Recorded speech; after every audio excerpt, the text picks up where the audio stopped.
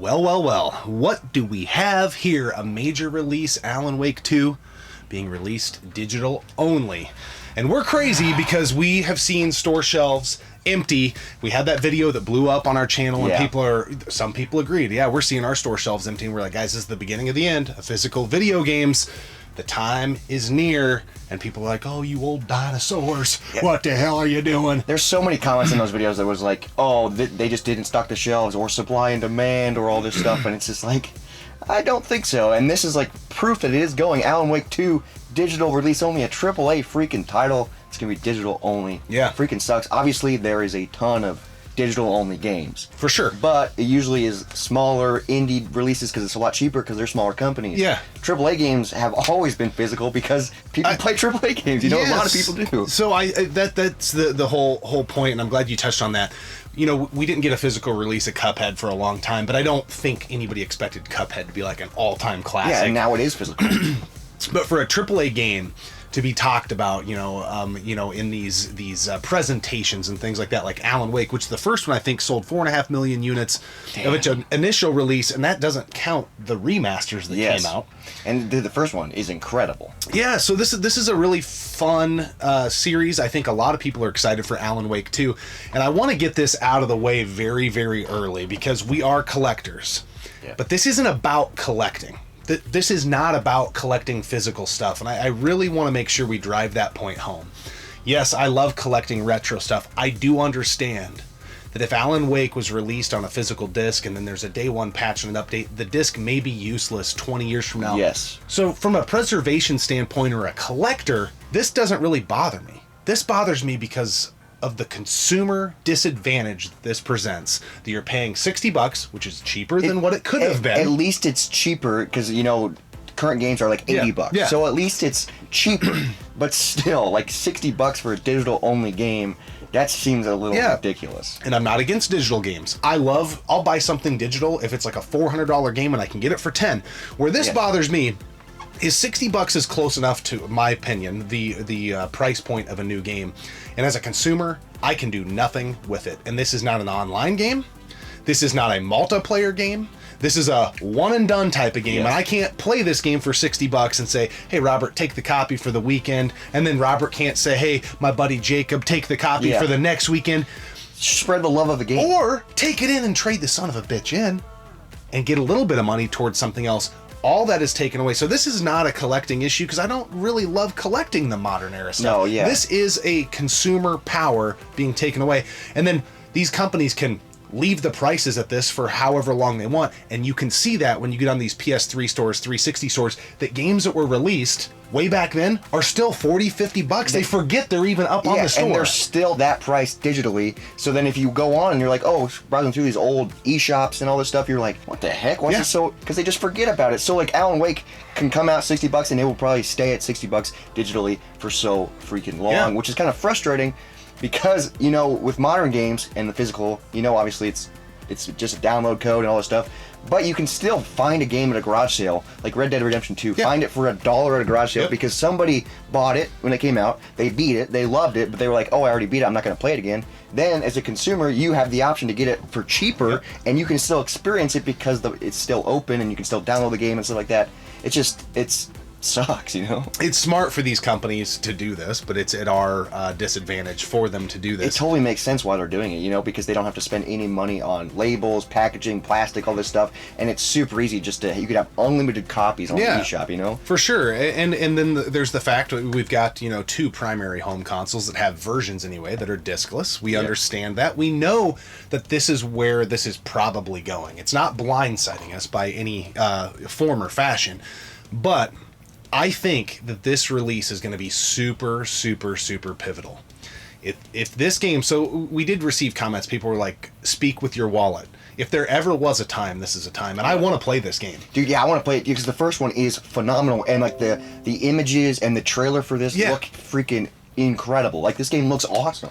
But if this game sells super well, let's say it does $4 to $6 million in sales, do companies like EA, do companies like these big Activisions and things like that say, maybe the next Call of Duty we just do digital only? Why wouldn't they? You know, from a company perspective, why wouldn't they go, oh, they just made a ton of money on Alan Wake 2. They didn't have to spend a ton of money on overhead and all this crap. And it's just super easy for them to do it. So they're going to. I guarantee it. I guarantee by freaking December they'll have so many digital games, so many AAA digital games, or by heck next year. I just think this is going to be a pivot point in the scenario, and it just makes me wonder, like, you know, how many generations away are we from just an all digital world? I don't think we can stop it. No, I think at this point there is no way to stop it, because it's like you can either by choosing not to play it, or choosing not to buy it, you're not going to be able to play it. You know what I mean? And so, but people are going to buy this because they want to play it, and they're like, I don't care if it's digital only, and they're just thinking about, like, they just want to play it. I think the power play would be you don't buy it. And if you have Game Pass or something, you wait, because it'll come onto that stuff eventually. Yeah, I wonder how that works. I think that the consumer right now can slow the roll of this. So let's say this game comes out, it only does 1.5 million, 2 million. That's got to be way under what they're projecting this game to do. Yeah. It's going to be a lot harder for a major developer to say, Alan Wake, man, shit hit the fan with that release. I don't know if I want to be the next one to do that. Yeah, it's gonna eventually happen, you know, but it could definitely slow down. I just don't think, and it's gonna take a lot of people not buying it, and like the fact of, like, FOMO, fear of missing out. Yeah. This game is coming out in October. It's gonna be a great October game. You know, people are gonna complain and still buy it. Yeah. You know, so it's like, I don't think it's gonna be hard to get that many people to not buy it. And you know? I could be missing something here or forgetting, but I don't remember a game like at this level, which we already kind of talked about, or this threshold with this kind of excitement behind it to be an all digital release. Now, from a PC gamer perspective, most of their stuff is all digital and has been for a long time. But we're home console gamers, and this is what we know, and we like physical media, and it just really sucks. And it obviously makes a ton of sense because, you know, the new PlayStations and Xbox are discless, and it's all digital. It's way cheaper. I did read something that I don't know if it's 100% true, but I did read that, like, THQ Nordic is potentially going to look into getting a physical release of it. But I don't know if it's confirmed, and who knows how long that. Yeah. So there might be a physical, you know, in a few years. And not even them. I mean, you could have a smaller company, like limited run games, strictly limited, swoop in, and do something like that. So I guess a physical release could still happen, but just being a day one, the developer's decision is to just not put it on a disc. That's wild, man. And I can't stress enough, I understand the life cycle of a disc in the modern era of gaming. Maybe the whole game will play, but maybe it doesn't have the day one patches, and this game will inevitably get DLC. Guaranteed. Yeah. Oh, for sure. So then that wouldn't have it on there. So maybe it's better to get a physical release from one of these other companies 2-3 years down the line, and it's like the ultimate edition of Alan Wake 2. And it has everything on the disc, yeah. But it's just interesting to see, and then couple that with the fact that we walk around our local stores and it's wiped with just e-cards, and the physical games, there's one or two copies of major releases. Hell, the Tears of the Kingdom is not even super easy to find in our area. I know. Well, also that game's, like, super popular, but still, I don't think they released a ton of physical, you know, because they can just sell it digitally and people can just play it on their Switch. Man, it's going to be really interesting to see how well it does when it comes out. I think it's going to do really well. I think it's going to sell really well. I think the casual gamer that's going to get this isn't going to care. They're just going to be like, okay, I'll get it. Who cares? I don't care about physical, all this stuff. And then it's just going to snowball into all these companies freaking doing it. You know? Yeah, and you know, it isolates a whole pocket of folks without, you know, internet, and, you know, it could take somebody in a rural area, you know, 2 days to download this game. Yeah, it's going to be a massive file. It's going to be a huge game. So then it's like, God, that sucks too. But I mean, if you buy a modern game on a disc anyway, you have to download it and shit. So, and we do not cover gaming news, modern gaming news, unless it pertains to, like, what we do and the stuff we're fearful of. And this is robbing consumers of the... I just don't get paying for something like that. So this is where I struggle. I love Spotify. Yeah. I love, you know, Peacock, Netflix, insert thing here, and I don't have any of those. I do have Spotify. We have Spotify, Pandora. I do like that. But you're paying a small amount. This is like a full price deal for something you have no control of once you buy it. It's like buying a lot cheaper, but anything like a car, you know, and then you own nothing. There's nothing to resell. There's nothing to trade. And dude, like what's wild is, yeah, you have no option with it, and then eventually, you know, that's obviously going to be a long way from now, but eventually, you know, that server will shut down, and now that game is gone. Yeah. 'Cause there's so many, like we talked about this a few episodes ago, like digital only games that are gone forever. Yeah. On like, you know, the PS3 and Yep. the Wii and all this stuff, and it's like they were smaller releases, so they were only digital, and then they got delisted, so they're not available. Eventually, this game will be delisted. You know, it'd probably be in 20 years, but it still will be delisted, so then there will literally be no... It's just gone. It's gone. It's just weird, you know. I think technology is always ahead of like the legislation curve, right? Yeah. So hopefully something comes out that, man, if you have a key to this game that, you know, later platforms or whatever, they can never take it from you. It may not be available to a new consumer, but you can always get it with this. I don't think they'll ever do that, because companies will be like, well, we'll just re-release it on the next console and people will rebuy it. Yeah. Dude, think of The Last of Us.